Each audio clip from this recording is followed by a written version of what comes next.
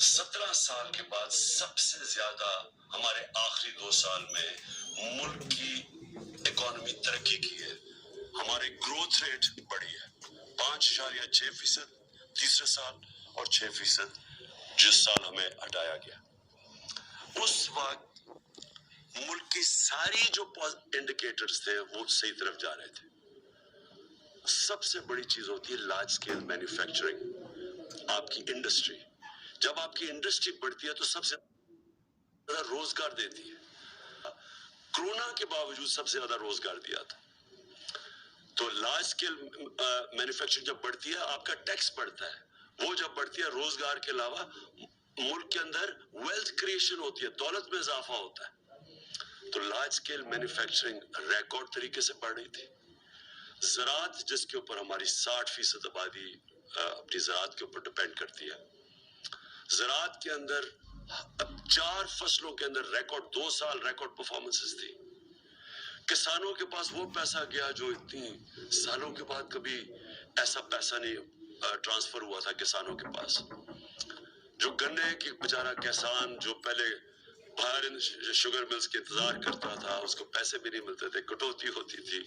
اور وہ اس کے بعد کچھ جب کم اگر 180 ریٹ ہے تو اس بیچارے کو 120 ملتا تھا. اور پھر وہ 1 سال کے بعد سب کچھ ہم نے ختم کیا، قانون بنائے اور ان کو پیسہ دلوایا، سب سے زیادہ پیسہ دلوایا.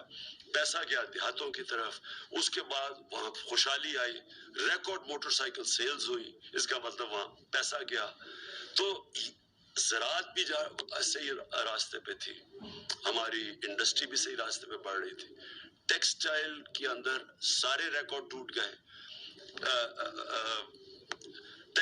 فیصل آباد کے اندر مزدور نہیں ملتے تھے ٹیکسٹائل کے لیے، انڈسٹری کے لیے. تو اس دور کے اندر جب ہماری ایکسپورٹس بھی ریکارڈ ہو گئی، ہماری ریمیٹنسز بھی ریکارڈ ہو گئی، یعنی سب پاکستان کی تاریخ میں سب سے زیادہ ملک میں ڈالرز آ رہے تھے.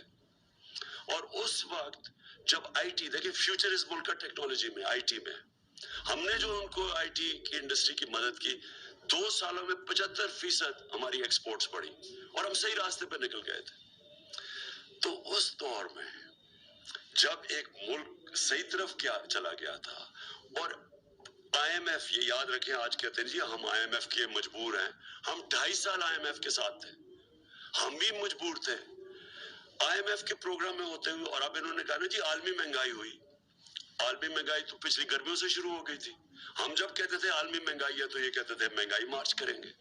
تو جب ساری چیزیں پازیٹیو جا رہی تھی، اور اس کے باوجود کہ ہم آئی ایم ایف میں بھی تھے، اس کے باوجود جب ہم وہ پاکستان کو فلاحی ریاست کی طرف لے کے جا رہے تھے جو پاکستان کا نظریہ تھا، اسلامی فلاحی ریاست. ہم نے پہلی دفعہ ہیلتھ کارڈ، کبھی سنا ہے کہ کسی بھی مڈل انکم گروپ، غریب کو تو چھوڑے، جو اپنے سارے خاندانوں کو ایک ہیلتھ انشورنس دے رہا ہے 10 لاکھ روپے کی، کہیں بھی جا کے اپنا علاج کروا سکے. احساس پروگرام ہمارا انٹرنیشنلی اکنالج ہوا، جو غربت کم کرنے کے لیے پروگرام تھا. انٹرنیشنلی اکنالج کیسے ہوا کہ اسٹینفورڈ یونیورسٹی کی ریسرچ، انہوں نے ریسرچ کر کے فیصلہ کیا کہ پاکستان کو احساس پروگرام فلاحی ریاست کی طرف لے کے جا رہا تھا. کامیاب پاکستان تھا. سستے قرضے نچلے 20 لاکھ خاندانوں کو دے رہے تھے تاکہ ہنر اب سیکھ سکیں، تاکہ وہ دکانیں کھول سکیں، کسان پیسہ لگا سکے. سود کے بغیر قرضے دے رہے تھے گھر بنانے کے لیے. پھر پوری ایک ہاؤسنگ کا ہمارا پورا انسینٹیوائز کر رہے تھے، بینک پیسے دیں، کم سود کے اوپر لوگ گھر بنائیں، جتنا کرائے دیتے تھے اسی کرائے کے اوپر قسطیں پے کر کے اپنا گھر بنا لیں. یہ ساری چیزیں چل رہی تھی. اس وقت سازش کر کے ہماری حکومت کرائی گئی.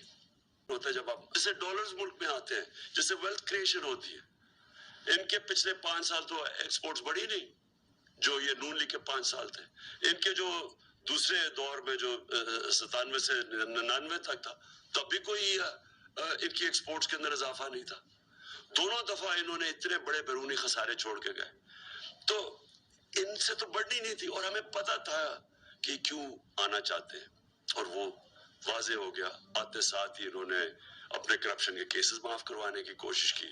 وہ اسمبلی سے بل پاس کروا دیا ہے، جو انشاءاللہ میں کل اسمبلی سپریم